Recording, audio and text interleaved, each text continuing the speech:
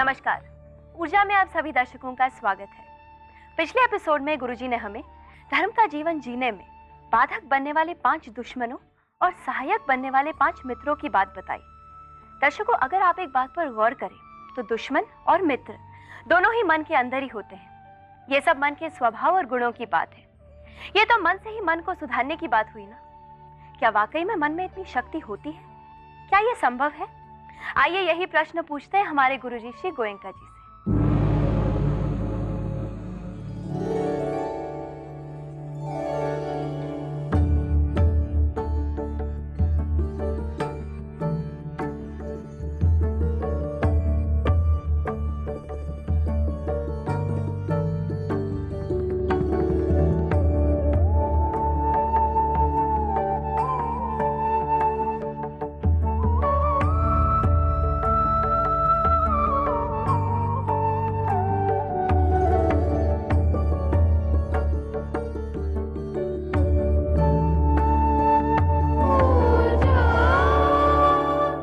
प्रणाम गुरुजी। सुखी हो बेटी। प्रणाम माता जी। गुरुजी, पिछली बार आपने दुश्मनों और मित्रों की बात की। उस बात से तो यही जाहिर होता है कि ये सब हमारे मन का स्वभाव है। बिल्कुल। मन को मन ही से बदलना होगा। तो फिर गुरुजी ये कैसे संभव है? विपश्यना इसीलिए की जाती है बेटी, कैसे मन को मन से बदलें। इस समय तो ऐसी हालत है कि मन का बहुत छोटा सा हिस्सा काम करता है। पश्चिम के वैज्ञानिकों ने भी ये बात स्वीकार की कि मन का कोई 10% हिस्सा काम करता है, लेकिन अगर 100% 100% हिस्सा काम करने लगे, इसकी ताकत का क्या ठिकाना। तो वो कहते हैं conscious mind, half conscious mind, unconscious mind. हमारे देश के महान वैज्ञानिक भगवान बुद्ध ने ऐसे शब्द नहीं इस्तेमाल किए। अनकॉन्शियस कुछ है ही नहीं, कॉन्शियस है। लेकिन एक दीवार है, ऊपर ऊपर का चित्त बहुत छोटा सा है। इसको उन्होंने परित चित्त कहा। परिमित है, छोटा सा है, और बाकी सारा का सारा बहुत बड़ा हिस्सा है। और इन दोनों के बीच में दीवार है। ये जो महत्तर हिस्सा है, बड़ा हिस्सा है, और ये जो ऊपर का परित छोटा सा परिमित हिस्सा है, इनके बीच की दीवार टूट जाए तो अपने आप पूरा का पूरा मानस काम करने लगा। सारा का सारा कॉन्शियस हो जाए, सुपर कॉन्शियस हो जाए, तो भीतर की जितनी सच्चाइयां हैं उनको अनुभूति से जान करके उसे सुधारना शुरू कर दे। बाहर की जो सच्चाइयां हैं उनको भी गहराई से जानने लगे, केवल ऊपर ऊपर की बात नहीं। तो ये मन की शक्ति बढ़ाने के लिए ही ये साधना दी कि हम किस प्रकार केवल परित चित्त पर काम करके न रह जाएं, हम इसको महत्तर चित्त तक, बड़े चित्त तक, सारे के सारे चित्त तक हम जाएं। तो मन के द्वारा ही हम धीरे धीरे धीरे धीरे आगे जाएंगे। जैसे ये विधि सिखाती है, तो उससे एकदम पैदे तक पहुंच जाएंगे, रूट तक पहुंच जाएंगे। जहां से मन अपना काम शुरू करता है, जहां से विकार जागते हैं, जहां उनका उद्गम होता है, वहां तक पहुंच जाएंगे। सुधार वहां शुरू हो जाएगा। ये सारा काम मन ही करेगा। गुरुजी, हमारे रोज के जीवन में किसी एक काम पर मन को टिकाना बहुत मुश्किल हो जाता है। तो क्या मन को वश में करना संभव है? संभव है बेटी।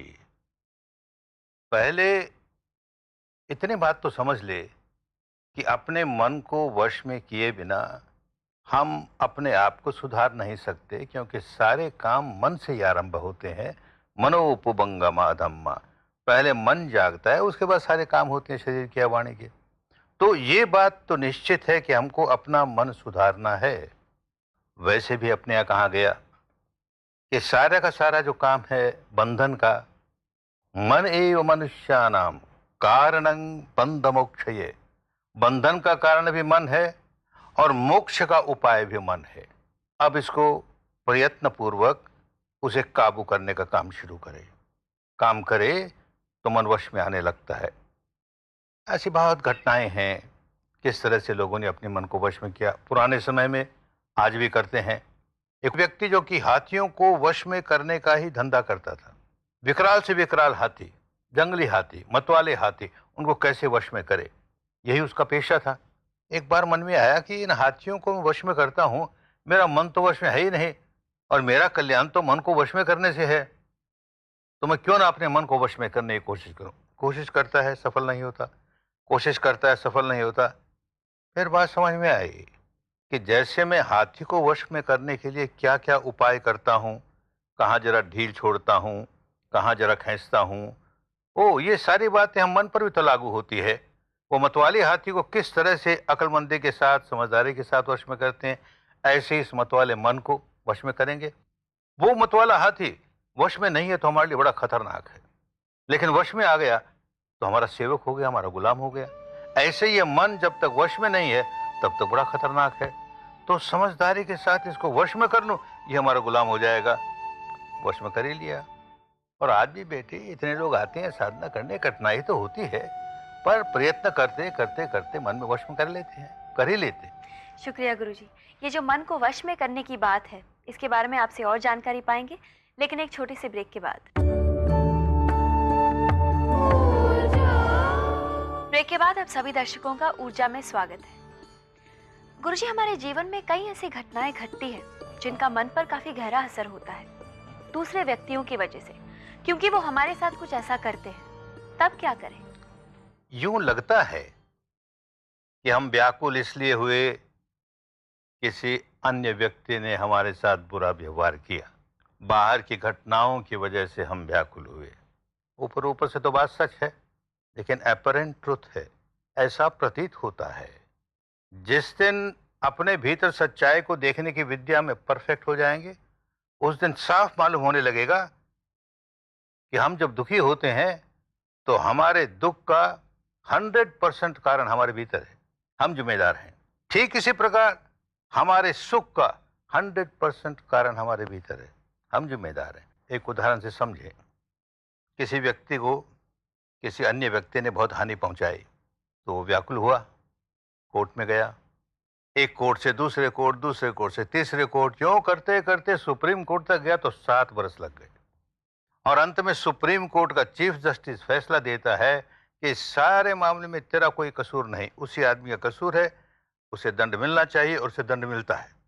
अब ये सोचता है कि मेरा जब कोई कसूर ही नहीं था तो भाई ये कुदरत का भी तो कोई कानून है, ये परमात्मा का भी तो कोई न्याय है। हमारा कसूर ही नहीं था तो 7 वर्षों तक मैं क्यों तड़पता रहा?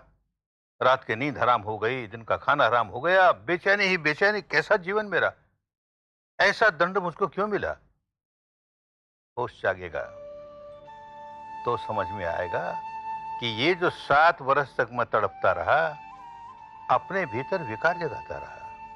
जब उस घटना को याद करूं और तभी मन में द्वेष जगाऊं, दुर्भावना जगाऊं, व्याकुल हो जाऊं, दुर्भावना जगाऊं, व्याकुल हो जाऊं, तो ये व्याकुलता का जिम्मेदार मैं हूं, दूसरा कौन होगा?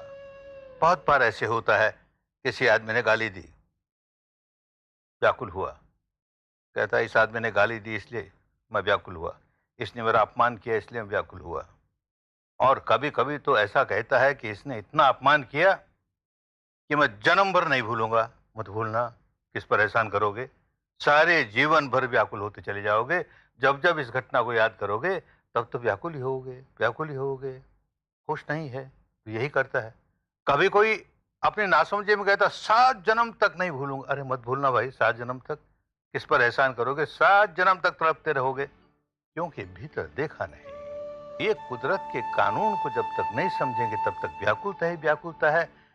कुदरत इस बात को नहीं देखती कि ये व्यक्ति कौन है। जिस व्यक्ति ने अपने मन को मैला किया, हिंदू है, मुस्लिम है, जैन है, सिख है, कुछ नहीं देखती। मन को मैला किया, व्याकुल होना ही पड़ेगा। हिंदू हो या बौद्ध हो, मुस्लिम हो या जैन, जब जब मन मैला करे तब तब हो बेचैन। होना ही पड़ेगा बेचैन, नियम है प्रकृति का। मन को मैला किया ना, उसमें क्रोध जगाया, द्वेष जगाया, ईर्ष्या जगाई, अहंकार जगाया, व्याकुल होगा ही। इतना होश अपने भीतर अनुभव करते करते देख, ये आग है, इस पर हाथ रखते जलेंगे। एक बार जला, 2 बार जला, हाथ नहीं रखेगा। व्याकुल इसलिए होता हूं कि मैं विकार जगाता हूं। तो भाई ये मन का खेल है, इसको अनुभूति से समझे। मन ही दुर्जन, मन सुजन, मन बैरी, मन मीत, जीवन में मंगल जगे, जब मन हो ये पुनीत। इसको पुनीत करना सीखे। ये विद्या पुनीत करती है तो मैल नहीं रहता, तो दुर्जन मन सुजन हो जाता है, जीवन सुख से भर जाता है।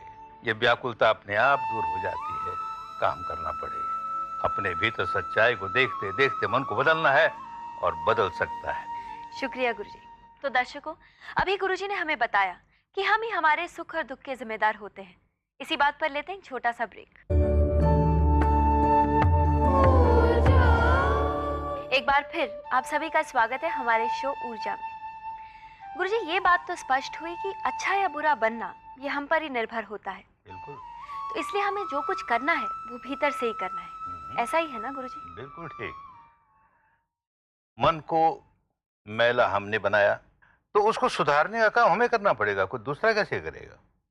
ये बात जिस आदमी के जितनी जल्दी समझ में आ गई उतनी जल्दी वो अपने सुधारने का काम शुरू कर देगा। कठिनाई ये होती है कि आदमी खुद काम करना नहीं चाहता और आशा करता है वो कर देगा, वो कर देगा, अमुक शक्ति है, अमुक देवी है, अमुक देवता है, या हमारा गुरु महाराज है, उसकी कृपा हो जाएगी, हम एकदम सुधर जाएंगे। हम चाहे जितना बुरा काम करते चले जाएंगे, हम पर किसी की कृपा हो जाएगी।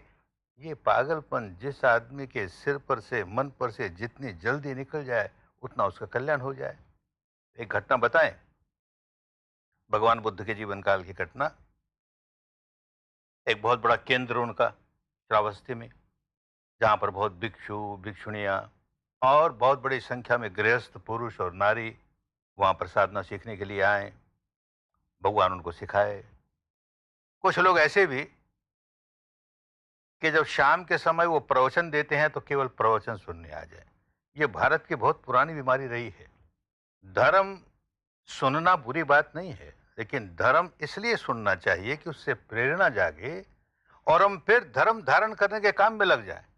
लेकिन उसको बुद्धि विलास का विषय, वाणी विलास का विषय, एक मनोरंजन का विषय, दिन भर बहुत थके मांदे हैं, शाम को चलो जरा प्रवचन सुन ले धर्म का, एक मनोरंजन हो जाएगा, माइंड डाइवर्ट हो जाएगा, रिलैक्स हो जाएंगे। ये पागलपन कब से चला आ रहा है। तो कुछ लोग ऐसे भी थे। उनमें का एक भाई एक दिन जरा जल्दी आ गया और देखा कि भगवान बुद्ध अकेले बैठे हैं। बड़ा खुश हुआ, उनके पास आया कि भगवान, हमारे मन में बार बार एक प्रश्न उठता है, लेकिन बहुत लोग होते हैं तो संकोच होता है। आज आप अकेले मिल गए तो मैं पूछ लो। भगवान ने कहा जरूर पूछो। प्रश्न ये है भगवान कि मैं देखता हूं आपके पास इतने लोग आते हैं, इनमें से कुछ तो बिल्कुल परम मुक्त अवस्था पर पहुंच गए, अनंत हो गए, साफ मालूम होता है। कुछ ऐसे भी हैं जो बहुत सुधर गए, पहले से बहुत बड़ा सुधार आ गया, अभी तक अनंत नहीं हुए, मुक्त अवस्था तक नहीं पहुंचे। और महाराज ऐसे भी हैं जैसे मैं हूं, कुछ फर्क नहीं पड़ा, वैसे के वैसे हैं। ऐसा क्यों होता है? तो फिर समझाया, और उनका जरा समझाने के तरीके अनेक होते थे। उसमें एक तरीका यह भी था कि प्रश्न करने वाले से प्रति प्रश्न करते थे, उसी से प्रश्न करते थे। तो इससे प्रश्न किया, अरे भाई तुम कहाँ के रहने वाले हो? कहता है यहाँ श्रावस्ती का। नहीं, तेरा चेहरा मोहरा कहता है तू श्रावस्ती का नहीं है, तू कहीं और का रहने वाला है और यहाँ आके बस गया। हाँ महाराज जी, ठीक कहा आपने, मैं वैसे मगध देश का रहने वाला हूँ, राजगिरी का रहने वाला हूँ, बरसों हो गए यहाँ के बस गया। तो तू यहाँ के बस गया तो अब राजगिरी से तेरा संबंध टूट गया, बिल्कुल वहाँ आना जाना नहीं होता। संबंध नहीं टूटा महाराज, वहाँ तो अभी हमारे परिवार के लोग भी हैं, रिश्तेदार हैं, मेरा व्यापार भी है वहाँ, तो कई बार मुझको आना जाना होता है वहाँ पर। अच्छा, तुम बहुत बार आते जाते हो, बहुत बार आते जाते हो, तो श्रावस्ती लेकर राजगिरी तक का रास्ता तो खूब जानते हो। खूब जानता हूँ महाराज, इतनी बार चला हूँ उस पर। एक बात और बताओ, यहाँ आए इतने वर्ष हो गए, अनेक लोगों से तुम्हारा परिचय हो गया, और जिनसे परिचय हो गया उनमें से कुछ ऐसे भी हैं जो बहुत घनिष्ठ हो गए। जो घनिष्ठ हो गए वो तो इस बात को जानते हैं कि तुम यहाँ के रहने वाले नहीं हो, राजगिरी के रहने वाले हो। ये भी जानते हैं कि तुम यहाँ से राजगिरी बार बार जाते हो आते हो। ये भी जानते हैं क्योंकि तुम बार बार आते जाते हो तो ये रास्ता भी खूब जानते हो। महाराज, जो मुझे जानता है वो इन सारी बातों को जानता है। उनमें से कोई कोई तो आता होगा तेरे पास पूछने के लिए कि यहाँ से राजगिरी तक का रास्ता कैसा है, मुझे जाना है भाई। तो तुम छिपाते हो कि बता देते हो? क्या छिपाने की बात है महाराज, खूब समझा देता हूँ।